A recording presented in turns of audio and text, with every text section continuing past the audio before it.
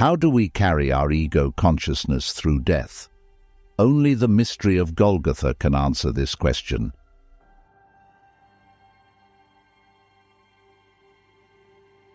Man could never carry his ego consciousness beyond death unless this ego consciousness, having developed in the physical body, unites with the Christ, who holds and supports it when it would otherwise melt away from the human soul along with the physical body.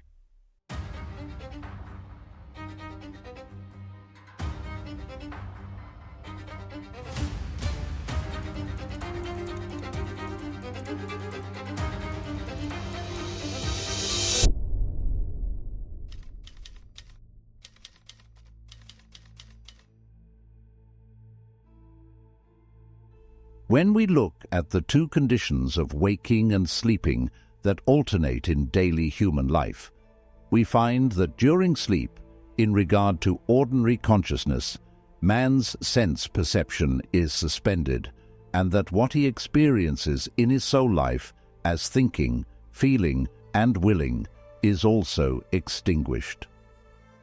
Everything that we as human beings sum up as ourself when we are awake is actually extinguished. All that is here extinguished will now be rekindled bit by bit through imagination, inspiration, and intuition. Meditation must first deal with ordinary thinking in order to produce imaginative thinking. I have described how thoughts are employed so that through meditating, imaginative perception is attained. Particularly concerning the problem of death, it is necessary to clarify still further what is experienced on the path of initiation knowledge, for only then does it become clear what kind of a relationship man acquires in regard to his physical body and his soul's spiritual being when death occurs. When thinking is used in meditation, in the manner I have described it, the first experience of a person is that he actually cannot think for a while, as he feels himself with his whole soul to be outside the physical organization. To a degree, thinking is, as it were, for a short time forgotten. It takes a certain amount of courage, inner energy, and also a certain presence of mind to experience this moment with full awareness. But then, as he awakens to renewed awareness, he notices that he experiences a much stronger activity of thought in his soul than he has had earlier. Thinking begins again, and man progresses in the following way.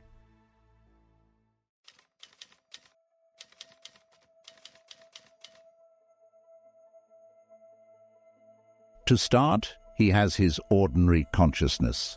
I emphasize that ordinary consciousness is retained during genuine imagination, and then he must find his way into the other form of consciousness, and back again.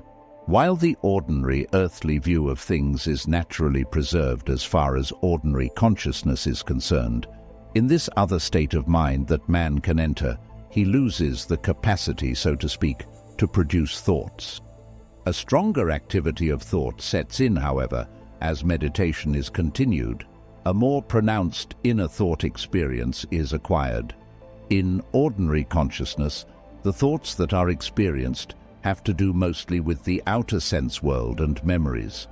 Also, there are dim thoughts that arise out of any number of emotional experiences. Now, in this higher state of consciousness, man possesses a thinking with which he can call up into awareness, in active thoughts, the course of his own life from birth to the present moment in the manner I have described. This, however, has to do with a deeper layer of the course of man's life. I have already mentioned that they are not the memories a person also has in ordinary consciousness. These are on a deeper level. Man actually sees into an etheric process that builds up, saturates, and penetrates. Indeed, has always penetrated the physical organization. Everything that has occurred since birth in the physical body as growth was produced in it, how the separate organs were plastically formed, how our capacities of thinking, feeling, and willing were drawn out of the depths of the bodily organization, everything connected with organic life that is otherwise hidden from consciousness. All of this shoots up in the form of active, inwardly experienced, substantial thoughts. In a certain sense, man passes from ordinary thinking across an abyss to a thinking that experiences its own etheric body. In developing imaginative thinking in this way, strict attention must be paid to what escapes you during the moments when you are within this imaginative thinking. The first thing you actually lose are your memories. You have the memories in ordinary consciousness, but alongside this ordinary consciousness, the other imaginative consciousness develops. In it, no memories exist. I ask you to clarify this to yourselves through the following explanation. When you recall anything, as in all experiences of ordinary consciousness, you actually live in the present. You perceive what confronts you at the present moment, and you think thoughts about it. And if you remember something of the past, you nevertheless have before you in your mind a picture in the present moment that merely points to the past. Hence, ordinary consciousness experiences the present.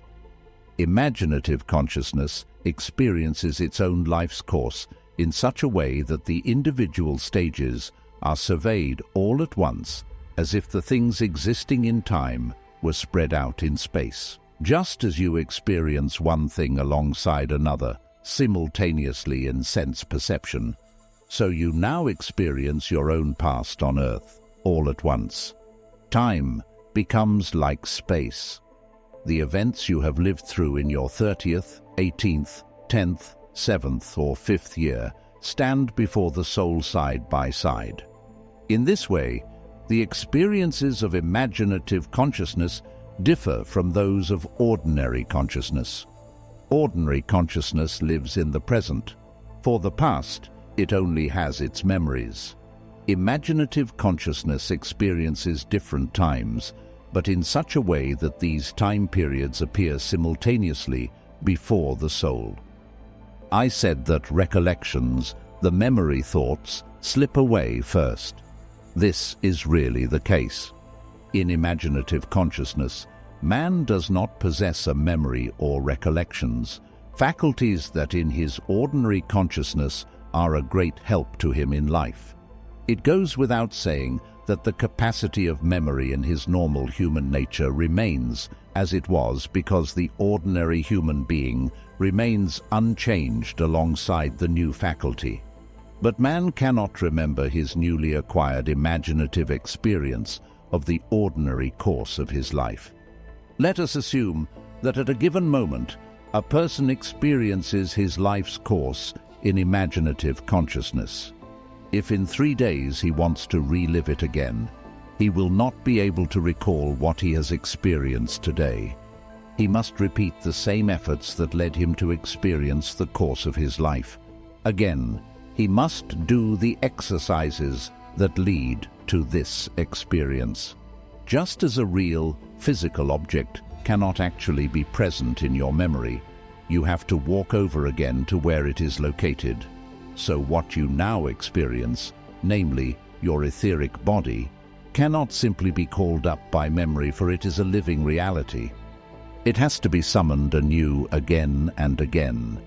This is something that disappoints many people who do such soul exercises. They set about doing them and achieve and see something.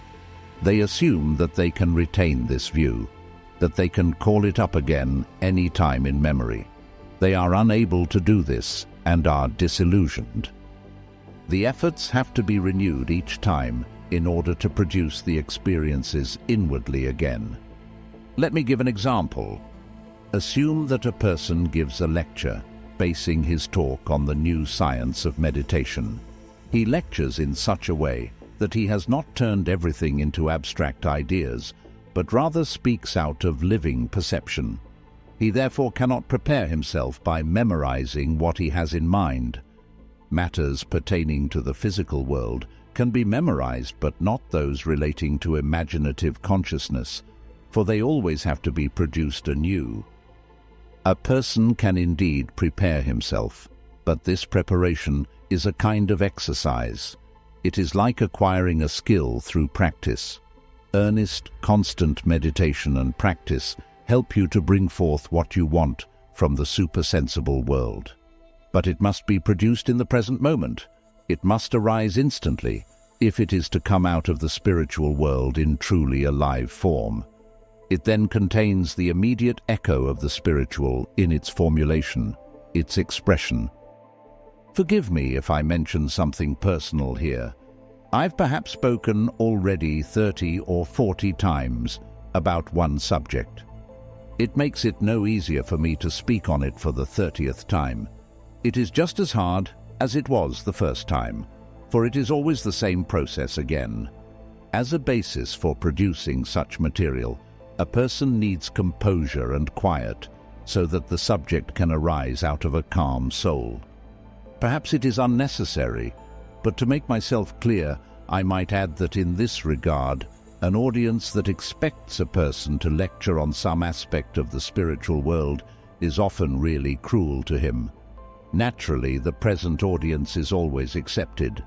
It may be acceptable in a professorial lecture, but not in a spiritual one, that any number of persons come up prior to a lecture and ask all kinds of questions without considering at all that in the next moment facts from the spiritual world are to be brought forth.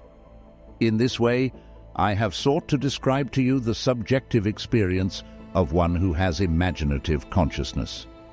Because a person knows within his own mind how this active, living thinking comes to the surface, which now has as its content his own life's course, he also understands the nature of ordinary thinking. From the vantage point of imaginative consciousness, he can now look back on ordinary thinking and arrive at the realization that in itself it has no reality at all. Actually, everyone lives in imagination. He does so unconsciously, carrying this substantial thinking within himself. But because he has not strengthened his soul forces sufficiently, his soul is too weak to lift into consciousness what is within him. When he wants to think, therefore, he always takes hold of his physical body. That becomes for him the basis of ordinary consciousness. But what actually happens there? Because this inner activity, which even in ordinary consciousness is unconscious imagination, turns to the physical organism, it slips right into it. This unconscious imagination of which man knows nothing, which remains unconscious until it lights up in imaginative knowledge as active thinking, slips into ordinary consciousness into the physical organism and makes use of it. Then, as imaginative consciousness, which does not know what it is since it remains unconscious, it is reflected in the form of inner mirror reflections. These, then, are the ordinary thoughts. They have as little reality as mirrored reflections have in relation to the objects standing before a mirror. Something is reflected back to us from our physical body, and these are the thoughts that arise in ordinary consciousness, merely mirror images. He who experiences these thoughts, therefore, experiences nothing substantial. There is no strength, no life in these thoughts of ordinary consciousness. At the moment, however, when active thinking sets in through imagination, there is substance in thinking. In every imaginative thought, there is substance and energy. You know that with this imaginative thinking, you live within a force like the one that brought you from the state of childhood to that of a grown human being. When a person works his way through to imaginative thinking, he actually passes, to begin with, from ordinary physical reality to etheric reality. But in doing so, he now receives the first insight into the physical body. He sees it as a reflecting apparatus that throws the thoughts back to the human being. Along with this, man begins to approach the problem of death, for it is not until his physical body becomes for him an external object that he can consider the problem of death. If man actually still exists as a being after death, he is quite certainly not present in his physical body. If, therefore, he wants to solve the problem of death while he is alive, he must have his physical body outside himself and view it as objectively as is the case, relatively speaking, when the body is beside or outside the human entity in death. This characterizes the first step towards solving the problem of death.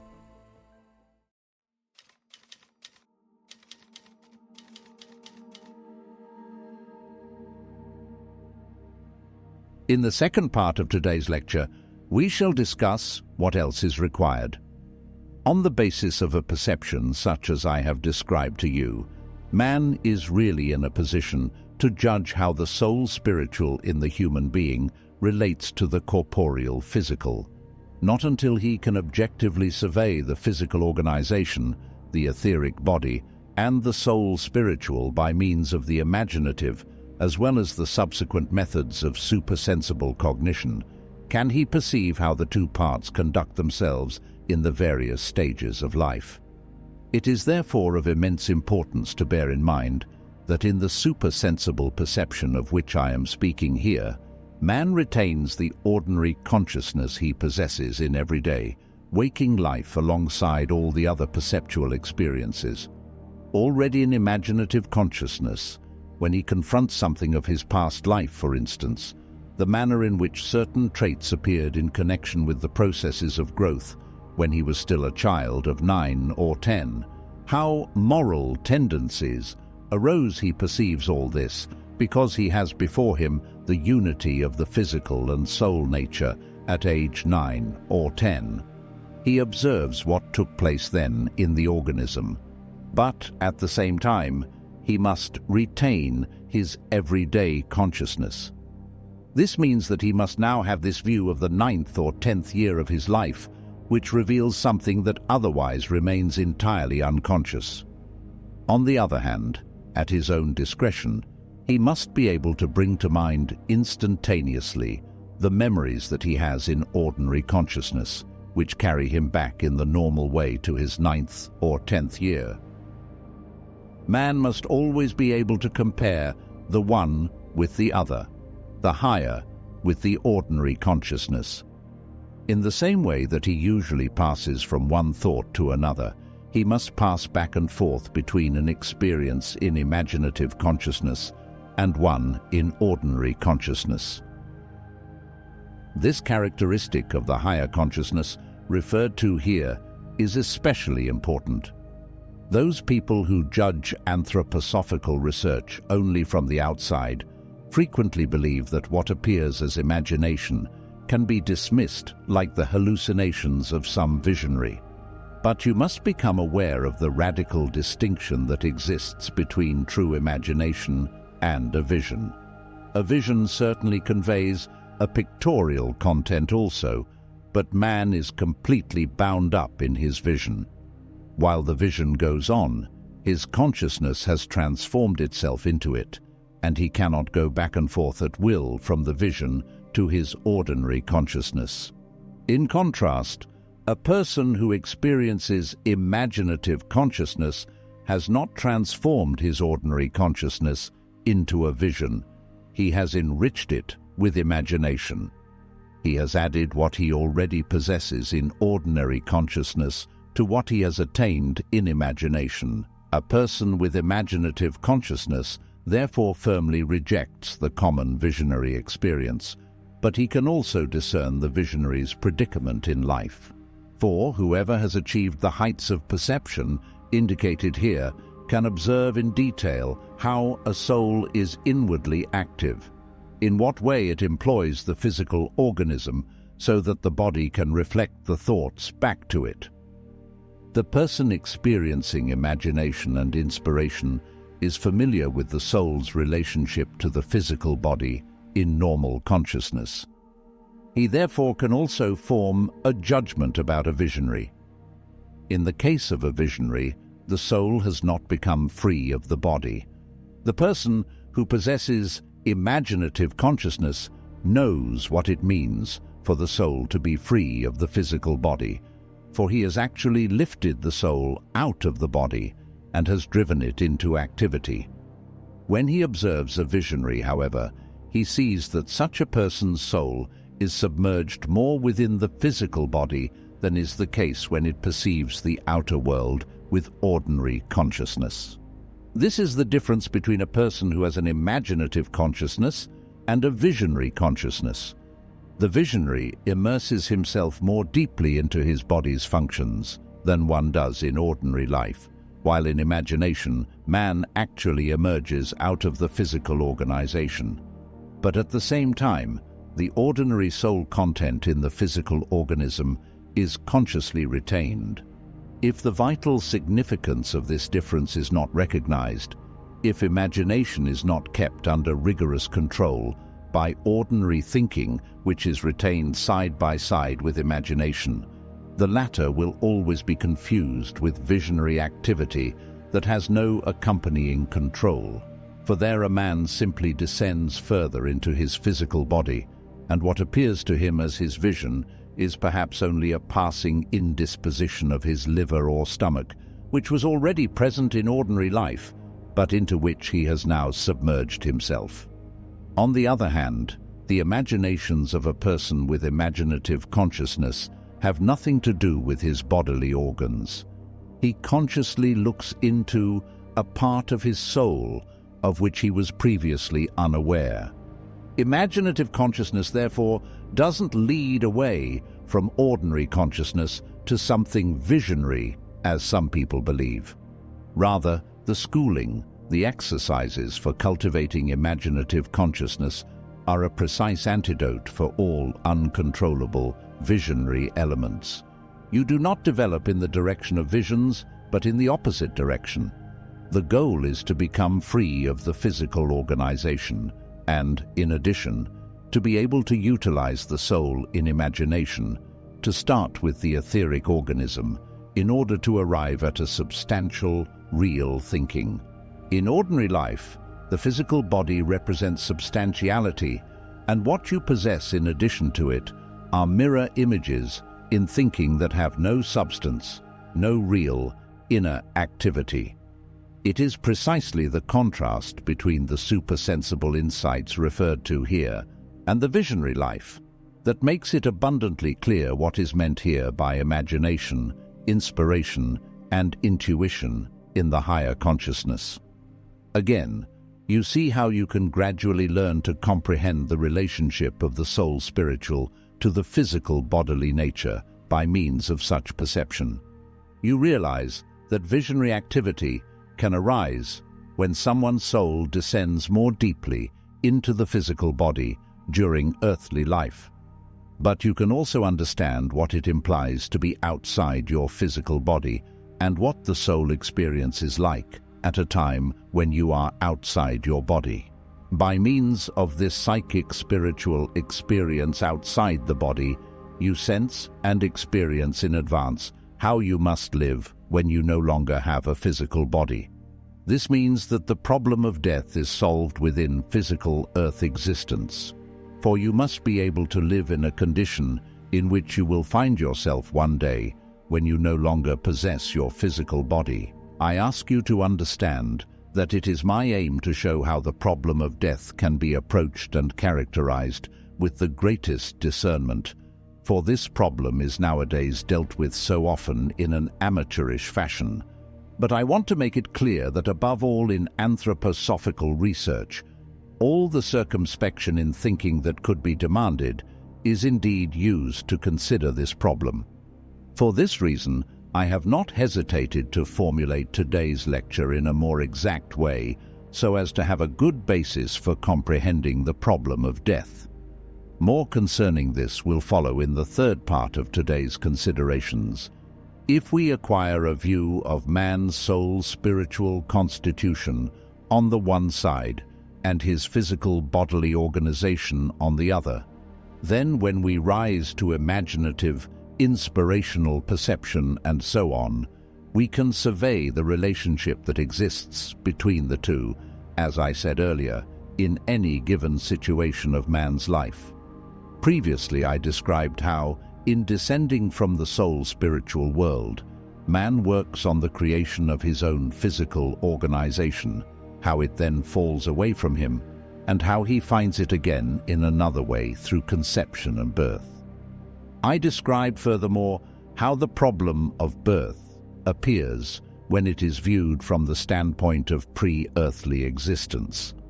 Now, let us look more into earthly existence as it is placed between the events of birth and death, for if we want to arrive gradually at an understanding of death, we must be able to link death to birth or conception by means of earthly life.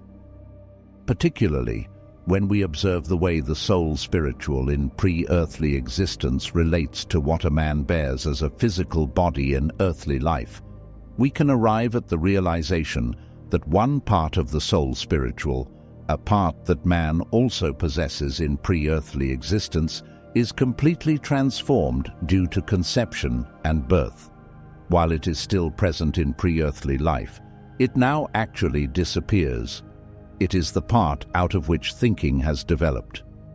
It is there in pre-earthly life, but disappears as a soul spiritual element the moment man arrives on the earth. Traces of it remain in the infant, but gradually this part of soul spiritual life disappears entirely. What has happened to it? The part that here disappears has been transformed into the life and form of the human head organization. Now understand this correctly. It is entirely wrong to believe that the whole soul spiritual configuration of man exists as such in pre-earthly life, and then, on earth, it receives a kind of house by means of the body into which it enters and lives. It is quite wrong to think in this way about that part of the soul I now referred to above. That part fades and disappears. It is transformed into a really physical material thing, namely our head organization. The life and form of our head organization is a physical metamorphosis of a soul spiritual element of our pre-earthly existence. Look at your head organization. I do not mean now merely the head that falls off when one is beheaded, but the head with its whole inner content, with all the nerves running into it, and the blood circulation insofar as it is cerebral blood circulation. All this is a result of the transformation of a part of man's pre-earthly sojourn. This part of pre-earthly soul life disappears into the head organization. As a result of the fact that our head organization represents a real metamorphosis of what we possess in our pre-earthly life, and because we behold in the human head a true physical replica of our pre-earthly existence, this head is a real mirror for reflecting thoughts.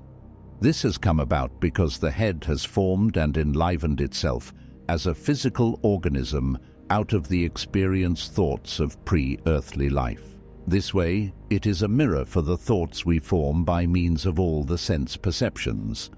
By contrast, I might say, on the other side of the soul's life, another part of the soul emerges that passes in man through conception and birth, and does not transform itself into physical corporeality, but comes only into loose contact with man's metabolic and limb systems. It is that part of the soul life that is ordinarily experienced in its reflections as well. Compare the will with the conceptual life, with thinking, and you will understand.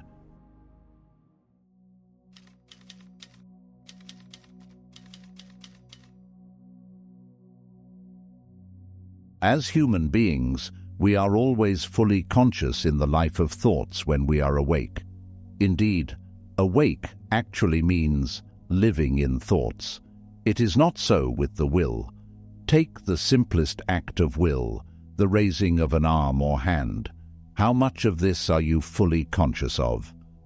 In waking consciousness, you first have the idea, I will raise my hand. Then something happens that runs its course in the depths of your bodily organization. You may experience all kinds of undefined feelings, shreds of emotions and the like. But what you next experience clearly and in full wakefulness is the result. The arm is raised. You can see it. Ordinary consciousness is as unaware of what takes place in the depths of the organism, in the actual sphere of the will, between the resolve to do something and the accomplished action, as it remains unconscious of events during sleep. We are awake in our thought life. In our actual life of will, we sleep even when we are awake. This partial life of sleep that becomes evident in our will is therefore a sleep that also permeates our waking condition. We are always asleep in one part of our soul, even when we are awake, namely, in that part where the will is rooted. Now, this is the part of the soul that is not transformed into the physical organization at the time it undergoes human conception and birth. One part of the soul reappears in the physical world after birth as man's head organization. The metabolic and limb system, on the other hand, is not a direct replica of that other part of the soul.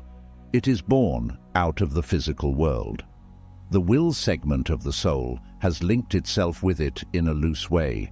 For this reason, the metabolic and limb systems do not mirror what the soul experiences. This is why man is asleep in his will, and also in relation to his metabolic and limb system, even when he is awake. When this part of the soul is observed by the supersensible perception in its relationship to the physical organization, it bears a strong similarity to the relationship of the ego and astral body, the whole soul, to the entire physical organization during sleep. Indeed, man is a much more complicated being than is usually believed. There are certain descriptions of the supersensible which simply state, when a person is awake, his soul's spiritual nature is within his physical etheric organization. When he sleeps, it is outside. But the matter is not as simple as this. At most, one can speak in this way of the head organization, but not of the rest of man's corporeality. For in regard to this remaining organization, a part of the soul sleeps even when the human being is awake. This part of the soul's life that is asleep and arises from the dark depths of man's organization only in certain mental images is brought into view the moment a person attains to intuition, for, as I have shown, intuition is a result of will exercises. In that way, man learns to see into what is otherwise always concealed in waking life. He learns to look into the mysteries of the human will. The human will is a mystery even in waking life. It is revealed partly by inspiration, but only intuition finally unveils it. Paradoxical as it may sound, once man has succeeded in perceiving the true nature of his own will, he also has insight into the divine spiritual world. In the head organization, the spiritual world is contained only in physical metamorphosis.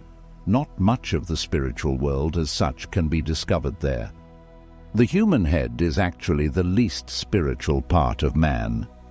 But the remaining physical organization contains the unchanged soul life, the way it was when man dwelt in pre-earthly life, without physical and etheric bodies. In this soul life that lives concealed in the will, man is Holy Spirit, even between birth and death. Through intuition, one can now discern the nature of this spirit. The spirit that is unveiled to intuition as the element that underlies the will appears to this perception as the reservoir for everything a person has undergone during earth life in the form of intellectual activities of the mind and soul. Initiatives as moral inclinations and impulses in the soul. As I have already indicated from another standpoint, this is revealed as the younger part of the soul, the part that remains in an embryonic state in our present earth life and is at the beginning of its development. If we look at this part of the soul, we behold something in man's inner being that heads toward death in order to be actually born only at death. Just as the soul in pre-earthly existence approaches earth life in order to be born into it through conception and birth. Beneath our will lives the soul embryo, which reveals its embryonic life when intuitive perception beholds its true nature. We can tell by its nature how it is born to a new spiritual life at death, just as we can tell by the appearance of the human soul in pre-earthly life that it enters earthly existence through birth. In order to gain insight into physical existence, it is therefore our concern to become acquainted, to begin with in supersensible existence, with the soul being that underlies the will. Through higher perception, man gains a view of the evolution of his eternal being through pre-earthly existence, earth life, and life after death. Now, however, to unprejudiced observation, a mighty riddle arises. It arises when we see how ego consciousness is acquired.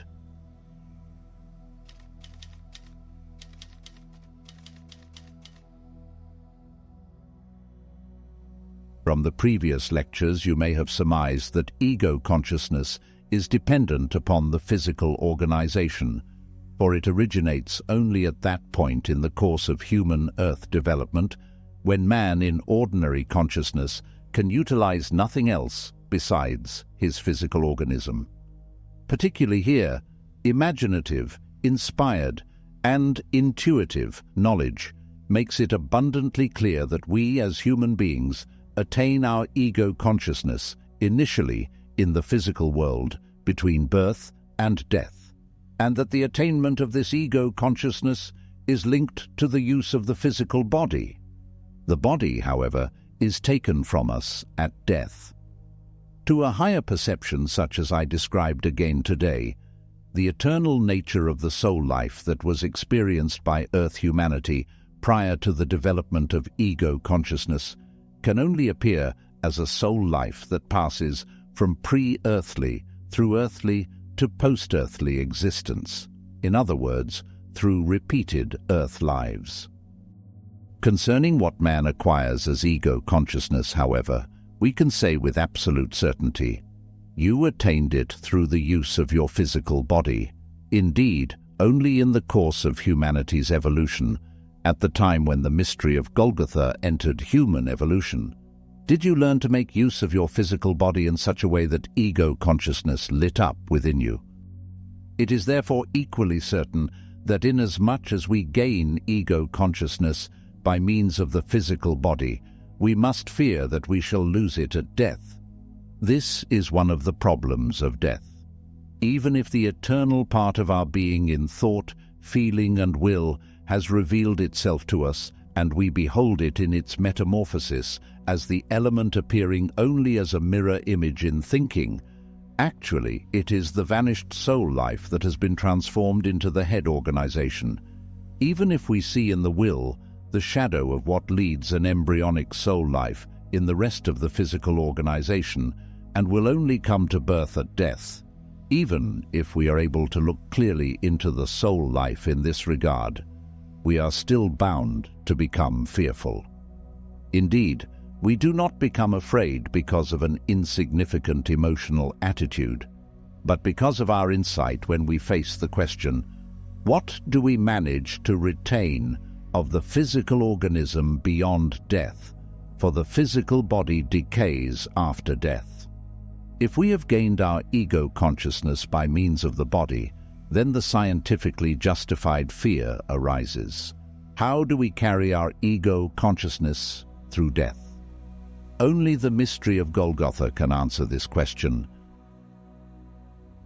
Man could never carry his ego consciousness beyond death unless this ego consciousness, having developed in the physical body, unites with the Christ, who holds and supports it when it would otherwise melt away from the human soul along with the physical body. Ego consciousness has been attained by means of the physical body. In death, along with the physical body, it would leave the soul if it were not bound up with the Christ being in the sense of Paul's words, "Not I, but the Christ in me." For the Christ takes our ego and carries it through death. In the following lectures, I will describe in detail how this takes place, and I will show how the Christ is that being who makes it possible for us to preserve our ego consciousness and carry it through the portal of death. Only anthroposophical research, as meant here, reveals the whole significance that the Christ event has for human life. After all, the significance of such insight already begins in the case of ordinary philosophy. Ordinary philosophy is only awakened to an inner life and gains a perception concerning itself when it can be nourished by imaginative knowledge. Think of what I said at the beginning of my lecture. When we advance through meditation to imaginative perception, we cross over an abyss, as it were. Our thinking ceases, and a state of non-thinking exists between ordinary thinking and the active, life-filled thinking of imagination. Several philosophers have experienced this non-thinking, for instance, Augustine and Descartes, but they were unable to interpret it correctly. They spoke of the doubt that arises at the start of philosophical thinking. This doubt that Augustine and Descartes spoke about is only the reflection, brought into ordinary consciousness, of this condition of non-thinking, that man finds himself in between ordinary thinking and imaginative thinking. Since neither Augustine nor Descartes had submerged their souls into this actual non-thinking, they did not come to the true experience, only the reflection of what a person experiences when his thinking, particularly the thoughts of memory, ceases between ordinary and imaginative thinking. The doubt of Augustine and Descartes is only the reflected image in ordinary consciousness of this experience that does not appear until the transition into imaginative consciousness. Thus, when we observe it in the light of imaginative philosophy, we can correctly interpret what appears vaguely in the mere philosophy of ideas. Likewise, we have seen how a person confronts the course of his life as a unity, and how, to a perception that enables him to be consciously alive in his ether body, events that run their course in time are seen to stand side by side. Through this insight, events that ordinarily occur one after the other are seen side by side like you normally see the objects in space. Bergson, for example, felt this when he formulated his idea of duration. This idea of duration plays a prominent role in his philosophy, but because of the manner in which he conceived it, it is only an inkling of the truth. The truth is the imaginative view of time as simultaneity. Bergson only arrived at the abstract feeling that if he entered more deeply into the matter, he could now, in the present, reach beyond this world and experience duration as such.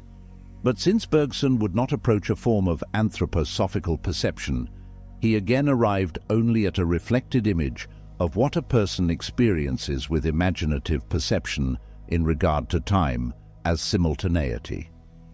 He called this elusive element, experienced as a reflected image, duration, durée.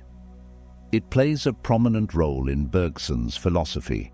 Regardless of which aspect of philosophy you focus upon, it becomes evident that philosophy will only attain substance and life when this substance is grasped in the way it was done today.